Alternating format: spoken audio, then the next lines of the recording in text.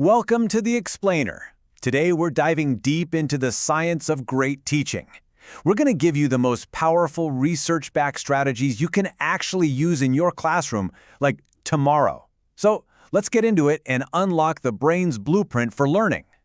You know that feeling, right? You plan this amazing, engaging lesson. You deliver it, it feels like a total masterpiece, and then crickets.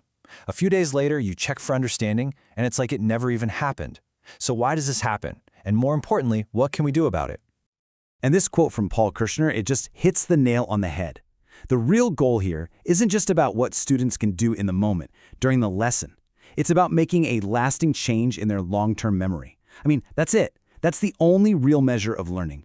So if we want to make learning stick, we first have to understand how our brains are actually wired to learn. And look, this isn't just some abstract theory. This is the foundation for, well, pretty much everything we do in the classroom. Okay, so check this out. Based on Daniel Willingham's model, it's a pretty simple flow. Information is literally everywhere around us, but to get it into our brain, we have to pay attention. From there, it lands in our working memory, which you can think of as this tiny little workspace on our mental desktop. The ultimate goal? To get that info filed away into the massive, vast library that is our long-term memory. And that tiny workspace, our working memory, that's where cognitive load theory becomes absolutely critical. Think of it like a small jug. If you try to pour a whole gallon of water or a whole bunch of new information into it all at once, what happens? It just overflows. And when that happens, learning completely grinds to a halt. This is probably the single biggest bottleneck we have to manage as teachers. Right, and what's so important to get is that not all load is bad. Intrinsic load is just the built-in difficulty of the topic. You know, learning calculus is just hard. We can't change that. But extraneous load? Oh, that's all the unhelpful stuff. The confusing instructions, the cluttered slides, the wild activity that doesn't really connect to the learning.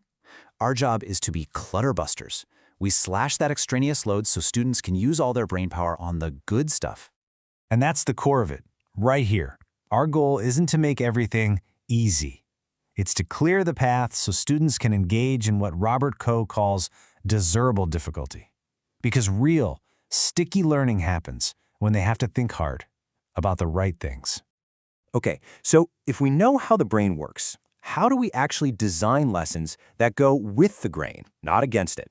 Let's move on and build out a blueprint for instruction that's crystal clear. You've probably seen this model a million times. I do, we do, you do. But it is so popular for a reason. It's brilliant at managing cognitive load. In the I do stage, the teacher models everything, shouldering the entire cognitive load.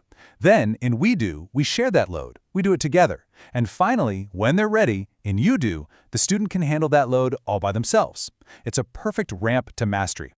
And this isn't just some nice-sounding idea. It lines up perfectly with Barack Rosenshine's landmark research.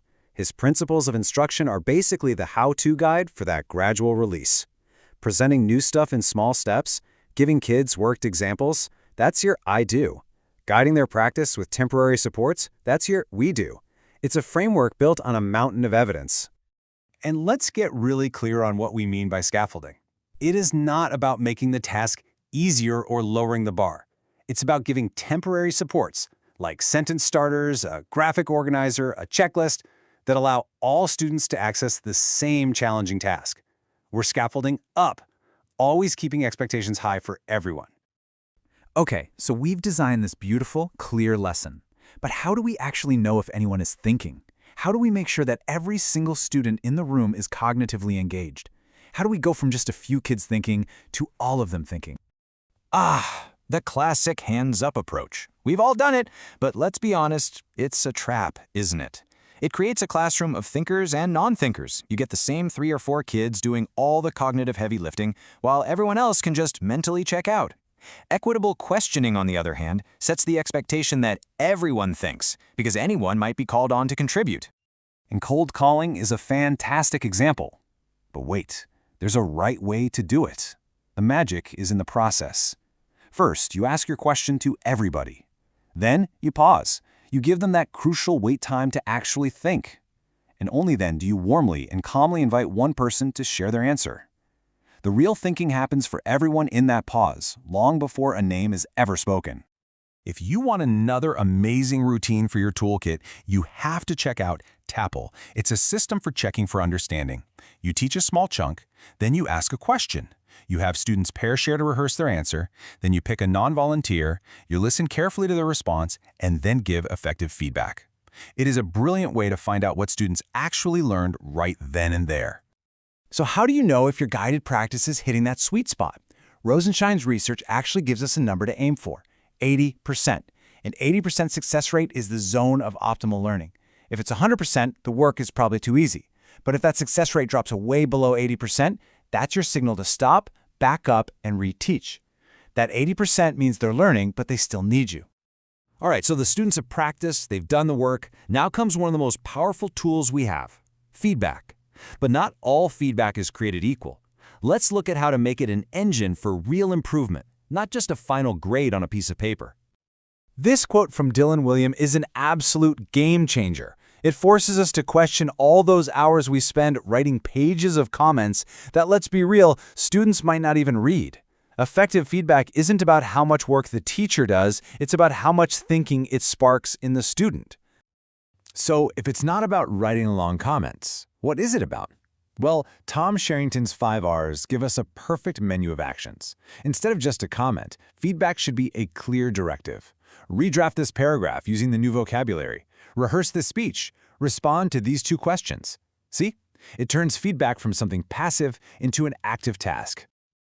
Okay, so we've got the tools for individual lessons. We know how to design them, how to check for understanding, how to give feedback, but how do we weave all of this together into a classroom culture where excellence and deep thinking are just the norm?